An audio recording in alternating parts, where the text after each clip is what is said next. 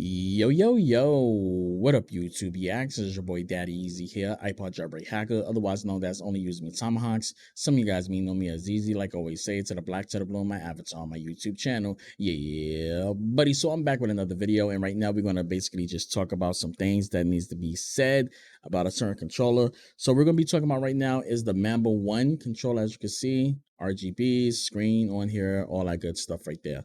So we're gonna need to talk about some things about this controller, some of the gimmicks, some of the stuff on here, and some of the main problems. All right, I want to address this really quick. To Manba, all right, you guys wanted me to do a review. Reached out to you guys to do a review. Paid for it, got it sent out. Y'all approved it. The problem is somebody on your marketing team asked me to write a 5-star review for it, and it's not fair that for me to get my money back. If y'all see me on stream, I said that I was going to send this back to Amazon and get my money back because I don't believe in the product. I spoke to somebody in the marketing team. They asked me to put a 5-star review just so I could get a refund back for this. That was some scummy thing to do. Remember, y'all need to look at your marketing team and find out who that person was and fire them, because that's some scummy thing to do. And I'm going to actually change my review. Actually, I'm going to leave the review. It's just I'm going to change the stars. The reason for that is because the simple fact was I didn't even mention the goods or the bad. I just said what the controller was, and that was the end of the review. Now, y'all know me. When I do reviews, I'm always honest about my reviews. And I test out all my controllers, and I'm not like these other YouTubers that basically get products, they talk about it, and there's always some good stuff. I don't do stuff like that. If the product is bad, it's bad, and I'm going to say it. Now let's get to the meat and potatoes of this actual video. Remember, pull this off the shelves. Take this off stores. You have two main problems with this thing. I've overclocked this controller, right? I had to overclock it because it was running between 7 and 8 and a 15 on jittering. This controller has bad response time. Once I overclocked, I got it down to the 4s. I got the jitter down somewhat. The jittering is just really bad, and there's a big major problem, which is a dead zone. The dead zone is so bad on this thing that I'm gonna actually show some videos of it, me doing the calibrations on here, showing the controller, the Manba controller. Then I'm gonna show you the PlayStation, Xbox, like that, so you can see exactly what I'm showing you guys, how the dead zones is. On the PlayStation controller, as you can see on the screen, when I do a small little rotations, you see that I get the small rotations and it's actually moving.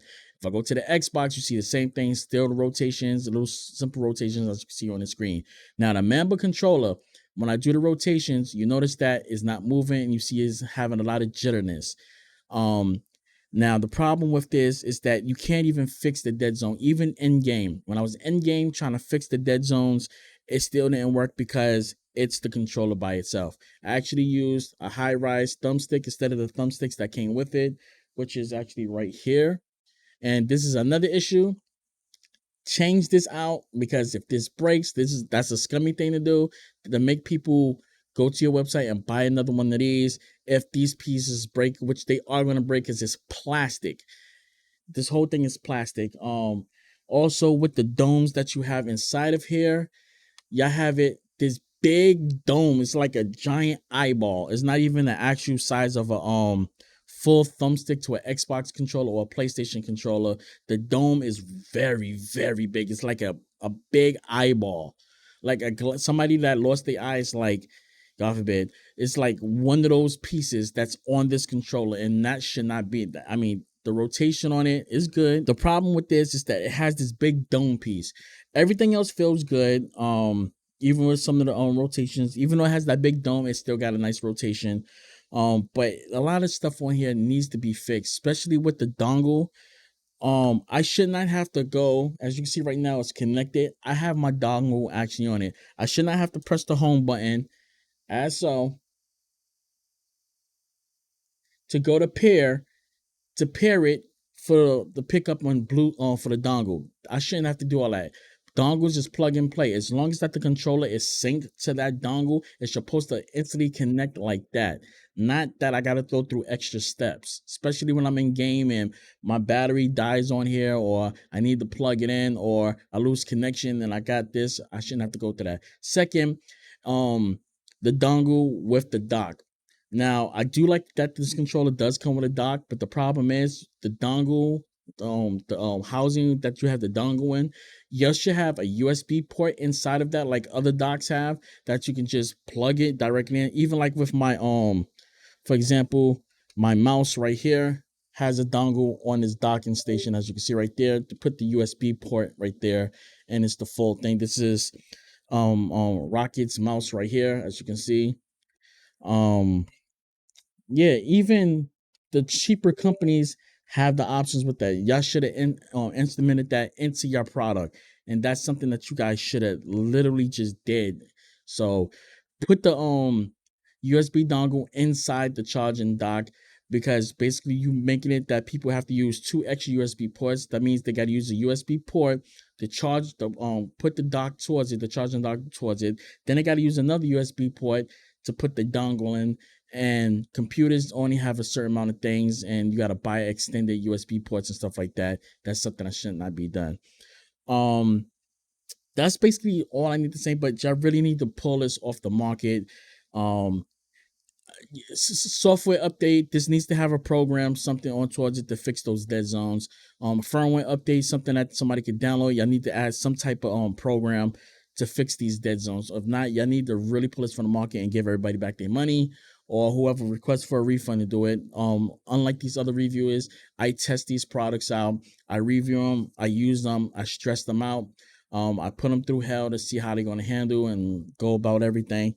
And it's bad. It's bad. If you can fix the dead zones and the jitter, you have yourself a solid product, and you'll be able to get away with everything else. Even with the back buttons, the way how far it is, as you can see where my hand is right here. When I am playing, my fingers do hit it. As you can see right there, my fingers do hit it.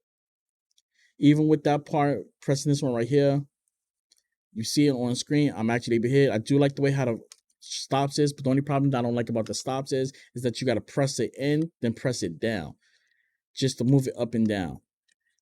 Gotta be something a bit better, because if I'm playing in the game and I need to switch it up real quick, you see, I can't even press it down. I gotta literally press it in and down. So I gotta press my finger down to get to that trigger lock like that.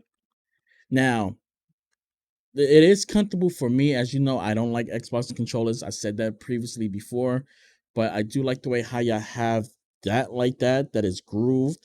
And if I want to play bumper like this, I do like this, because I do play with bumpers when it comes to Call of Duty. I don't like playing with the triggers, but I do like the fact that it's like this. Now, I have very large hands, as you can see. My hand literally dwarf this controller. That's why I use a PS5 controller, because it doesn't hurt my hand. As you can see right here, PS5 controller. As you can see, I can literally dwarf the controller. Back paddles right here, and as you can see, when I'm playing, I basically play like this. Then when I need to use my back buttons, I don't do this to that to that. Very comfortable. As you can see, back paddles right here. Be able to keep my fingers. I'll be able to keep my my middle fingers here, then my ring fingers here. I can do a play like this, and because of this, I don't like the way how the Xbox controllers is with this. Then the bumper right here, it's just when I play, I always hit it. Then when I want to play with bumpers, I literally gotta bend my hands up, and it's uncomfortable for me, even with playing with the triggers like this. Just the way how this is, and the way how the grips is, I just don't like it. This one, I can literally just play like that and feel very comfortable. It's comfortable. Everything is right there for me. I like the way how the settings is on this, and it's more comfortable on my hands, and I don't have to worry about my hands stressing out. But yeah, Manba, fix those problems, remove this off the market, or put a software out that allows you to do a firmware update to actually do some calibrations for the dead zones. And yeah, I'm gonna catch you guys later. All right. I did want to say something. I don't want to make this thing too long, but let me just try to say it real quick for Manba real quick. This is how bad the dead zones is, and I'm gonna get out of this video real quick. See my hand, right? We playing Call of Duty, right? This is right here is where the bottom part, let's say somebody's doing a head glitch, right? Here's the bottom part of the head glitch, right? Here's where the head is. Here's the sky.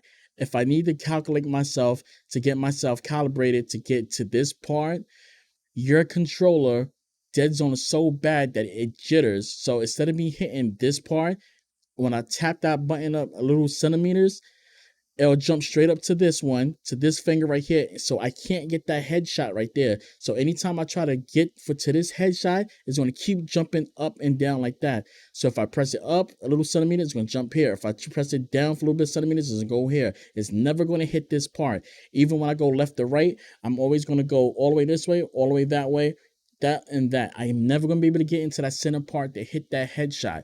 That's the problem with that dead zone on that controller. So that being said, guys, I'm gonna catch you guys later. It's your boy Daddy Easy here, iPod Jailbreak Hacker, only using me Tomox, and I'll catch you guys later. That's it, and I'm out. Deuces. One.